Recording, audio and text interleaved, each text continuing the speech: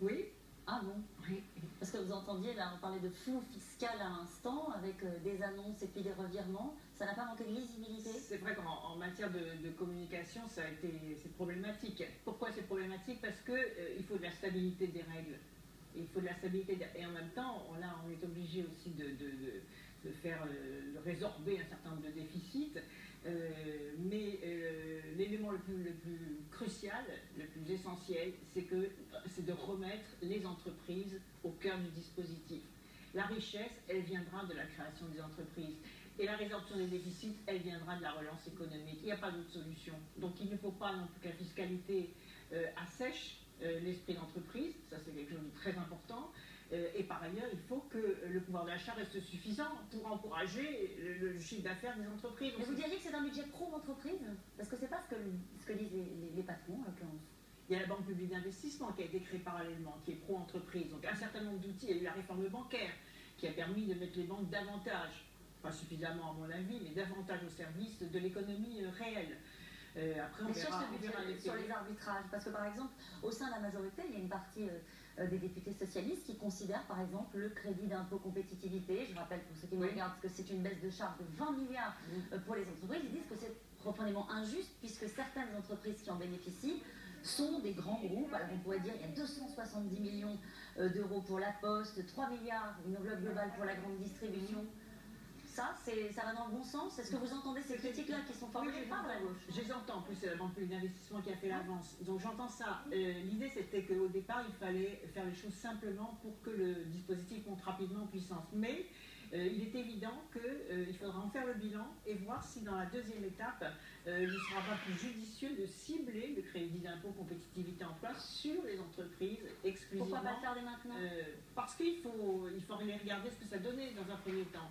Dès qu'on met un effet de seuil, il y a un effet de seuil. Alors, ceux qui sont en dessous, ceux qui sont là, on aboutit ensuite à des discussions sans fin. Là, il fallait marquer la baisse des charges sur l'ensemble des salaires, l'ensemble des salariés. C'est le choix qui a été fait. Mais je pense en effet que dans un second temps, une fois que ce bilan sera fait, et dans un contexte d'argent public rare, 180 millions pour Carrefour, la grande distribution. Il faudra mieux cibler. Donc ce sont des sommes qui demandons des contreparties en termes de création d'activités et d'emplois aux entreprises non exposées à la concurrence internationale et qui aient obtenu le crédit d'impôt compétitivité emploi. Tout se négocie. Vous voyez, il faut construire les sociétés contractuelles. On n'a pas suffisamment demandé. On vous donne quelque chose, il n'y a pas assez de contrepartie. Mais ça, c'est pas trop tard pour les demander. Y compris à ces entreprises-là dont on parlait. On sent bien qu'à gauche, à l'occasion de ce débat budgétaire, il y a une fracture idéologique, alors qu'elle existe depuis longtemps au Parti Socialiste, mais là qui revient avec force.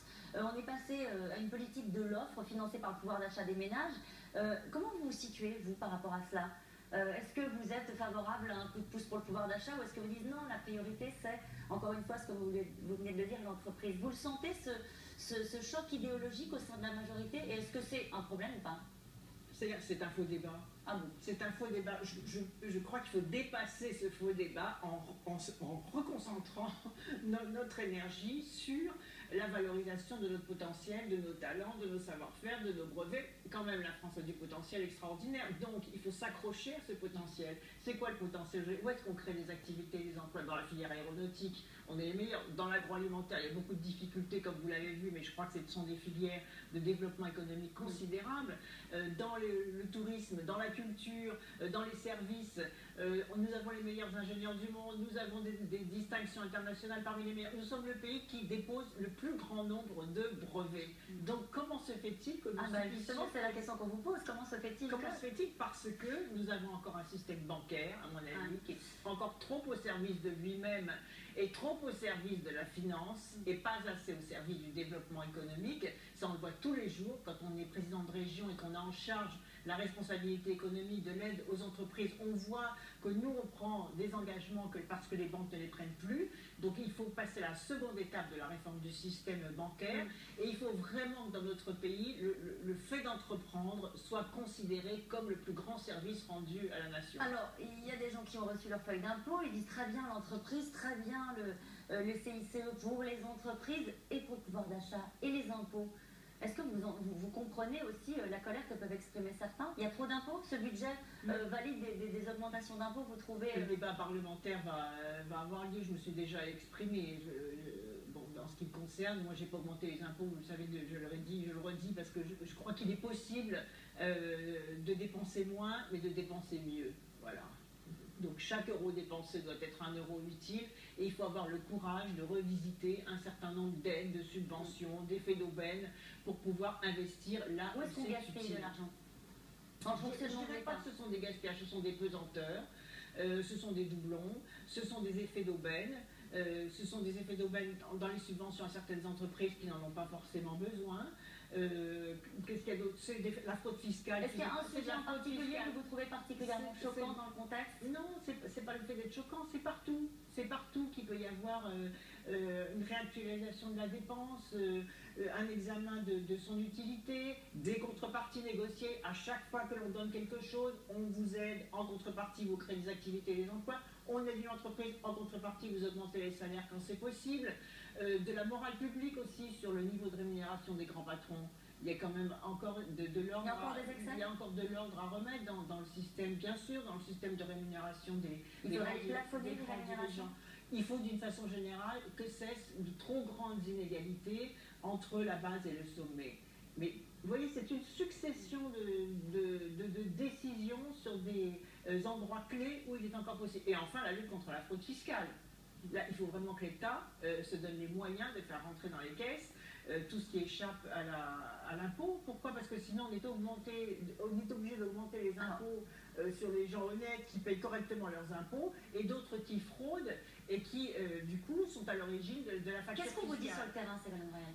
Qu'est-ce que vous disent les électeurs qui ont parfois voté François Hollande il y a un peu plus d'un an? Qu'est-ce qu'ils vous disent? Est-ce qu'ils vous font des reproches? Qu'est-ce qui les rend...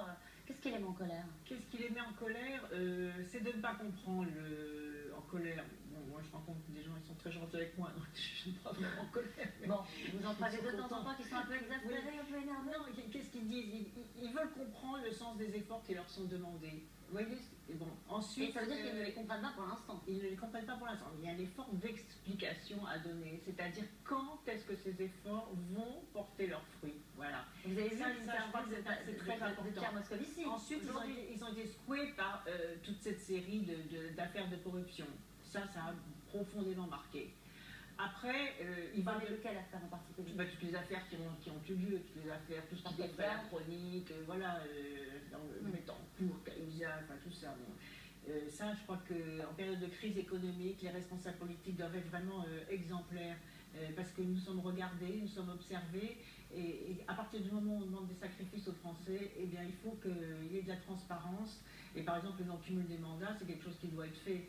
Vous voyez, donc aussi des réformes profondes sur le comportement politique, la capacité d'écoute. Alors, est-ce que vous sentez un vent d'optimisme chez certains? Parce qu'il y en a un qui est très optimiste, c'est le ministre de l'économie et des finances. Il dit la reprise est là, pas la confiance, mais la reprise est là. Est-ce que vous croyez à ce discours-là, ou est-ce que vous dites qu'il y a un peu de méthode Coué, mais c'est pas si mal? Heureusement, parce que si le ministre de l'économie et des finances n'était pas optimiste, alors là, ça irait très très mal. Il pourrait être lucide. Non, le rôle d'un ministre des Finances, ben oui, le rôle d'un ministre des Finances, c'est d'être optimiste. Ça ne suffit pas. Il faut aussi que l'action, que la volonté, que l'entraînement de tout un pays correspondent à cet optimisme. Vous voyez, il faut peu de choses pour décrocher. Vous croyez quand il dit ça? Oui, il y a des secteurs où la reprise est là. Il y a des secteurs qui souffrent. Il y a des secteurs où la reprise est là. Il y a une reconquête industrielle à accélérer. Et il y a du potentiel sur lequel on peut s'appuyer. Et il faut que la France saisisse ses talents. Il y a une dynamique démographique, par exemple, qui est unique en Europe. Comment se fait-il que la France soit le pays où il y a le plus grand nombre de naissances et en même temps le taux d'activité féminin le plus élevé? C'est un atout extraordinaire, ça, parce que une dynamique démographique, c'est quand même le signe que les Français ont confiance dans l'avenir. Et 61% qui disent que nous sommes encore en pleine crise. Hein. C'est un sondage IFOP. Oui, on n'est pas sorti de la crise, mais moi je suis convaincue d'abord que les Français sont courageux et que si on leur donne des clés pour savoir, pour leur dire, voilà, vous aussi vous pouvez participer au redressement du pays, mais vous n'allez pas seulement subir des impôts nouveaux, des taxes nouvelles, et vous allez pouvoir contribuer au redressement du pays. si on libère les capacités créatives et notamment des petites et moyennes entreprises, je pense que le pays peut redémarrer. Alors, la difficulté, c'est si on donne aux jeunes la possibilité de s'insérer dans le monde du travail, parce que c'est très dur aujourd'hui quand même pour les jeunes, y compris pour les jeunes diplômés, de trouver des stages. Voilà, la galère des jeunes qui n'ont pas de piston pour trouver un stage, c'est juste insupportable, parce qu'on leur demande d'avoir une expérience sans leur donner la chance de faire leur première expérience professionnelle. Donc ça, c'est il y a tout un tas de choses à faire, et puis il y a la réalité du terrain. Et quand les Français dont vous parlez allument leur télé, ils découvrent des entreprises qui ferment. À suivre l'histoire d'un gâchis.